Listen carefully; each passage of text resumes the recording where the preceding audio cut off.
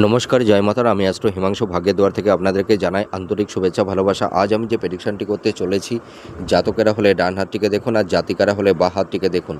যদি কোনো জাতক জাতিকাদের হাতের আয়ুরেখাটি এইটুকু এসে থেমে যায় আর আয়ুরেখা তৈরি হয় না, আবার অনেক সময় দেখা যায় যে একটা জায়গায় এসে থেমে গিয়ে অনেকটা গ্যাপ তৈরি হয়ে আবার আয়ুরেখাটি উৎপন্ন হয়েছে, চলে এসছে, ঠিক আছে, তাহলে এই রেখাকে বলা হয় মারক রেখা। আবার অনেক সময় দেখা যায় এর আয়ুরেখাটি এই যে পাশে, আপনাদেরকে বোঝাবার জন্য এই পাশে আমি রেখাটা অঙ্কন করলাম। আয়ুরেখাটি দেখবেন অনেকের আয়ুরেখা খুব অস্পষ্ট, ঠিক আছে, খুব একটা ডেপ না, হ্যাঁ, খুব একটা প্রমিনেন্ট না, কিন্তু দেখা যাচ্ছে এই আয়ুরেখাটি হয়তো দীর্ঘ কিন্তু খুব হালকা, অতটা ডিপ নয়, কিন্তু তার উপরে যদি এই ধরনের কালো তিল থাকে তাহলেও কিন্তু এই রেখাটি মারক রেখার যোগ তৈরি করে দেয়। তা এই ধরনের যদি মারক রেখা বা আয়ুরেখাটা মোটামুটি একটা জায়গায় এসে থেমে গেলে সেটা মারক রেখা তৈরি হয়।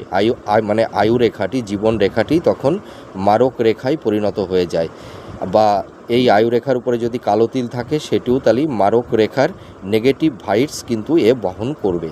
তা এই ধরনের রেখা থাকলে কি হয়, এই সব জাতক জাতিকাদের আর্থিক অনটন, হ্যাঁ, অর্থ সংকট, অর্থহানি, অর্থনাশ, তাছাড়া দেখা যায় বিভিন্ন রকমের আকস্মিক দুর্ঘটনা, অ্যাক্সিডেন্ট, অর্থহানি, ঠিক আছে, এইগুলো কিন্তু তৈরি হয়। তারপরে দেখা যায় এদের শরীর স্বাস্থ্য কিন্তু খুব একটা ভালো যায় না।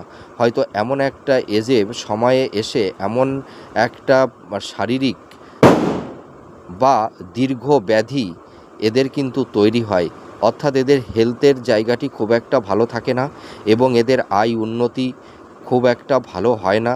এরা জীবনে যতই পরিশ্রম করুক, যাই করুক না কেন লাইফে সেরকম স্টেবিলিটি এদের আসে না।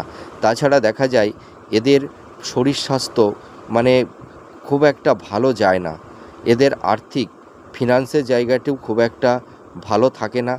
এদের পারিবারিক সাংসারিক জীবন, দাম্পত্য জীবন খুব একটা সুখের হয় না, ঠিক আছে। আপনারা মিলিয়ে দেখুন এই প্রেডিকশানটি কতটা ম্যাচ করছে। নমস্কার, জয় মাতারা।